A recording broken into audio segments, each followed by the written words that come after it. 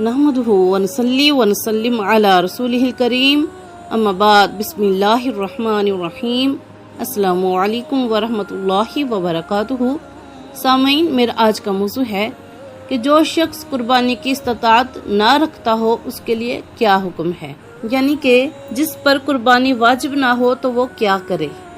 कि मुस्लिम शरीफ की हदीस मुबारका में है, उम्मुल मोमिनीन सैयदना उम्मे सलमा रज़ियल्लाहु तआला अन्हा के नबी करीम अलैहिस्सलातु वस्सलाम ने इरशाद फरमाया, जिसने जुल्हज का चांद देख लिया और इसका इरादा कुर्बानी करने का है तो जब तक कुर्बानी ना कर ले बाल और नाखून ना तरशवाए। और जो कुर्बानी ना कर सके, यानी कि शख्स कुर्बानी की इस्तात नहीं रखता, उसके लिए नबी पाक अलैहिस्सलातु वस्सलाम ने अज़राए करम ये बिशारत अता फरमाई है कि वो जायद बाल निकाले, नाखून तराशे, मूंछ कुतरे और ज़ेरे नाफ बाल साफ करे तो उसे कामिल कुर्बानी का अजर सवाब हासिल होगा।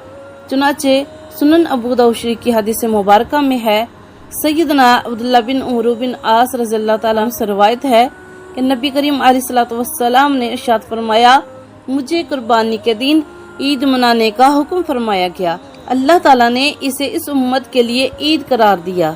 एक सहाबी ने अर्ज किया कि या रसूलल्लाह सल्लल्लाहु अलैहि वसल्लम, मेरे पास कुर्बानी की इस्तात नहीं, बल्कि आरतन दी गई एक दूध वाली बकरी है, तो क्या मैं उसकी कुर्बानी कर दूं? तो नबी करीम अलैहिस्सलातु वस्सलाम ने इरशाद फरमाया कि नहीं, बल्कि तुम अपने बाल निकालो, नाखून तराशो और मूंछ कुतरो और ज़ेरे नाफ बाल साफ करो, तो यही अल्लाह ताला के नज़दीक तुम्हारी मुकम्मल कुर्बानी है। सुबहान अल्लाह।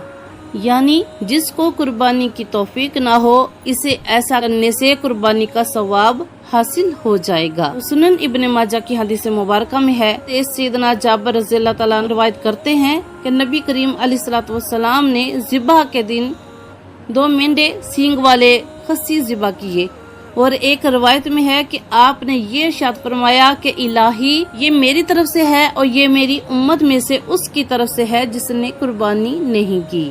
सुबहान अल्लाह। इन अहादीस मुबारका में कुर्बानी ना करने वालों के लिए अजर सवाब की बशारत अता फरमाई गई है। तो मालूम हुआ कि जिन्होंने कुर्बानी करनी है और जो कुर्बानी की इस्तात नहीं रखते, वो भी ईद उल अज़हा का चांद नजर आने से पहले पहले अपने नाखून काटे और नबी करीम अलैहिस्सलातु वस्सलाम के फरमान के मुताबिक अमल करें।